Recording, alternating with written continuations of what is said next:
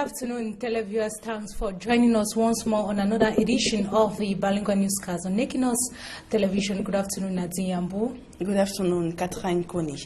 Mesdames et messieurs, bonsoir. Merci d'honorer ce rendez-vous de l'information sur Equinos Télévision.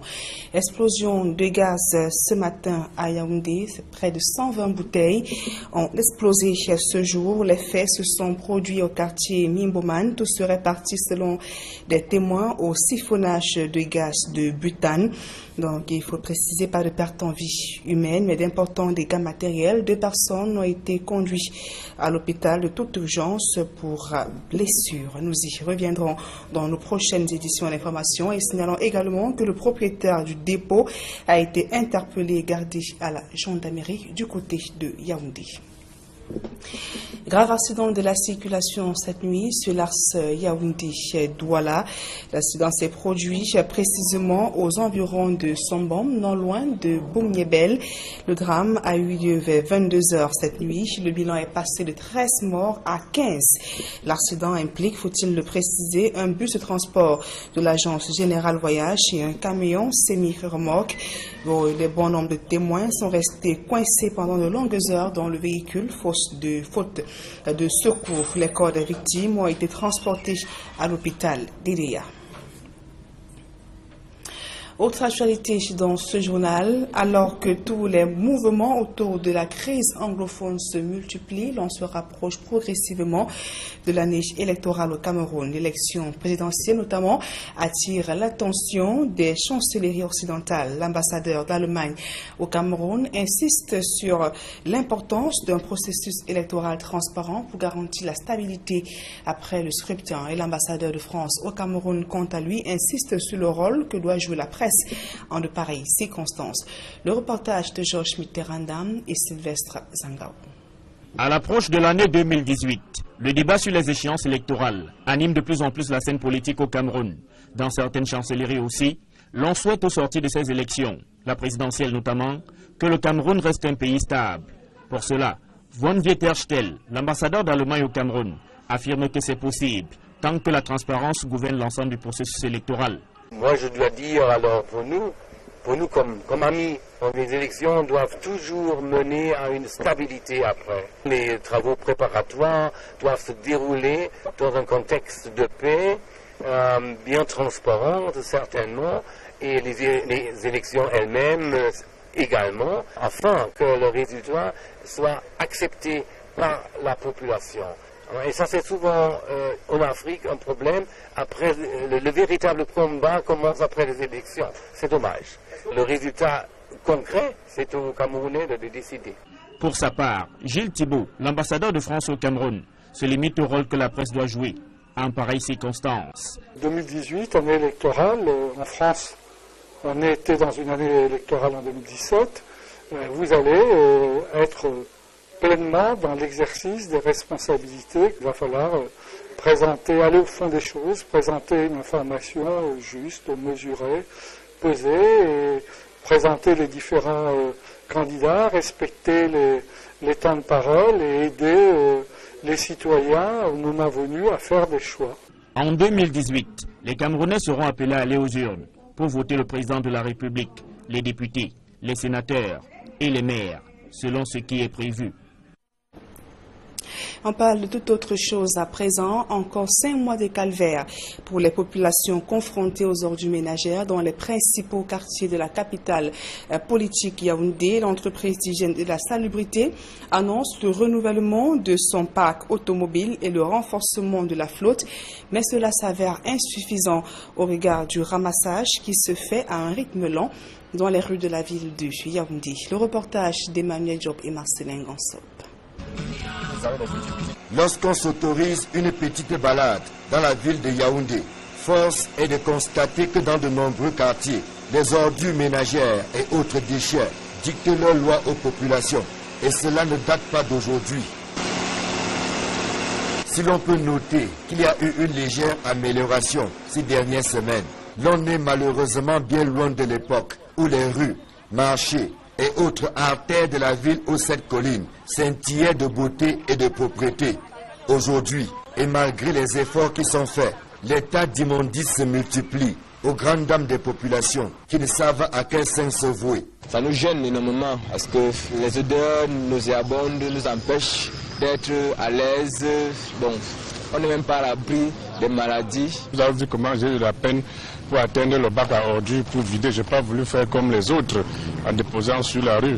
Toute la route est occupée par les ordures. Ça fait comme si Isacam ne faisait plus son travail. Un triste épisode qui, à en croire les responsables d'Isacam, relèvera bientôt du passé. Les services ont connu quelques perturbations.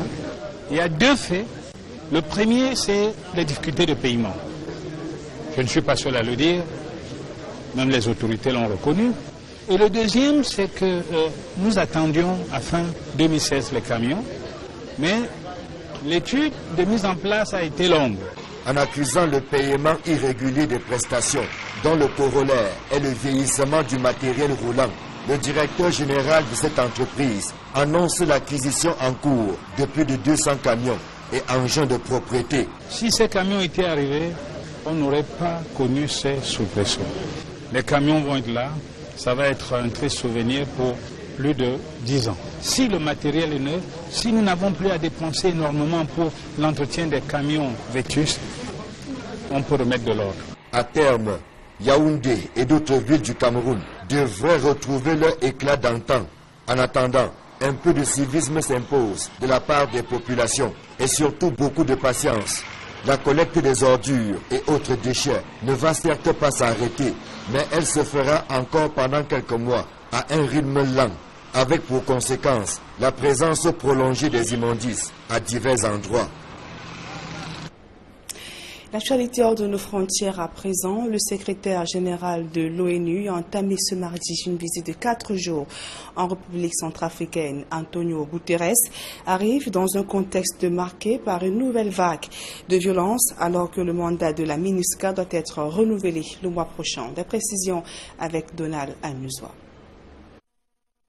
La visite d'Antonio Guterres en République centrafricaine intervient au moment où le pays connaît un contexte sécuritaire tendu. Les violences ont repris dans le sud-est, le centre et le nord de la RCA avec des centaines de morts. Pour les organisations de défense des droits de l'homme, la visite du secrétaire général des Nations Unies en République centrafricaine est aussi une occasion d'aborder avec le patron de l'institution internationale la question de l'efficacité des forces de la MINUSCA dans les opérations de protection des civils. À Bangui, il sera également question des médiations engagées avec les groupes armés qui, bien qu'inscrits dans le programme désarmement, démobilisation, réinsertion, continuent à se battre, à nouer et de faire des alliances et à commettre des exactions contre les civils. Malgré le contexte financier difficile pour les opérations de maintien de la paix, le pouvoir de Bangui espère du secrétaire général l'envoi le mois prochain de 900 casques bleus supplémentaires en renfort de 10 000 déjà déployés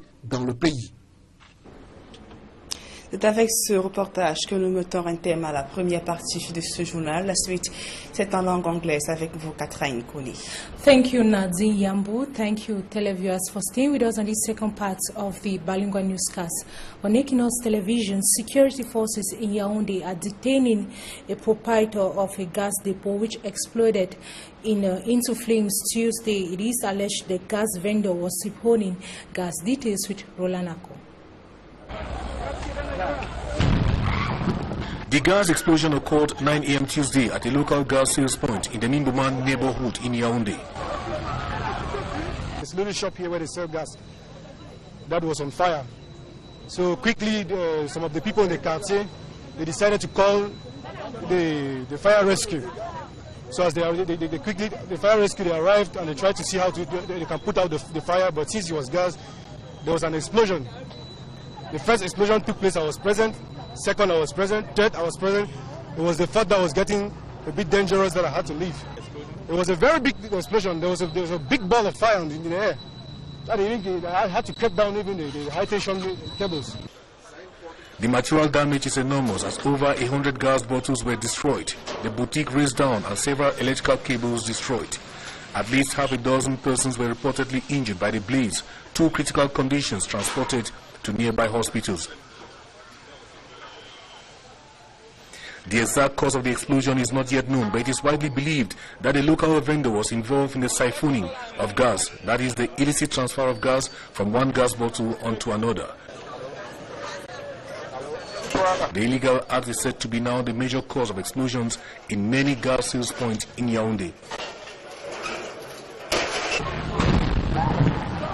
The incident has brought to the fore the issue of the siphoning of gas at local sales points, as well as the location of such sales points in the heart of some residential areas in Yaoundé.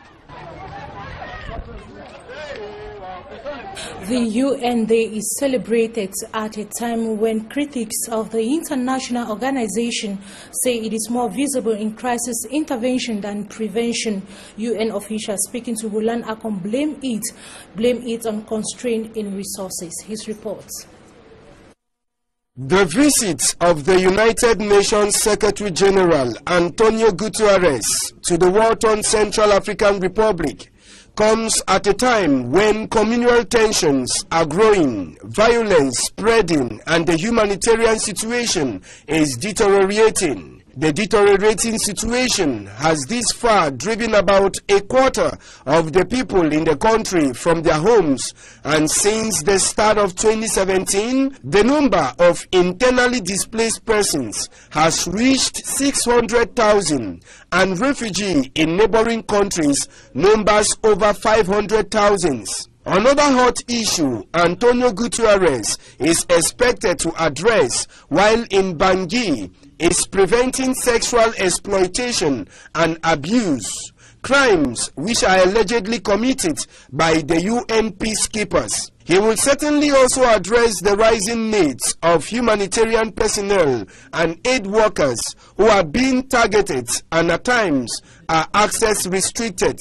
Already in the current year running, 12 relief workers and an equal number of peacekeepers from the United Nations Multidimensional Integrated Stabilization Mission, known by its French acronym MINUSCA, have lost their lives in hostile acts. Antonio Guterres is the second highly rated personality to visit the Central African Republic after Pope Francis did some months ago. Antonio Guterres will commemorate the United Nations Day that comes up every October 24th in the Central African Republic. And in the same line, the UN Day is celebrated at a time when critics of the international organization say it is more visible in crisis intervention than prevention. UN officials speaking to Roland Akon blame it on a constraint in resources. His report. Enormous strain on resources, we are told, compels the UN to be more prone to intervention than prevention of crises in the world. Unfortunately, we are not very good at doing prevention, and mostly it's because we don't have a lot of resources to do it. It's very difficult to have financial resources for when everything is going well, just to avoid crises. It's always easier to receive funds when things have already blown up. So it's something we're really trying to work hard on. The resident representative of the UN. And that brings us to the end on this edition of the Balingua Newscast on Equinox Television. Thanks for staying with us. Good afternoon once more, Nadine Yambou. Good afternoon, Catherine Koné. Mesdames et messieurs, c'est la fin de ce journal. Merci de nous avoir suivis. Prochain rendez-vous, 18h langue anglaise et 20h en langue française.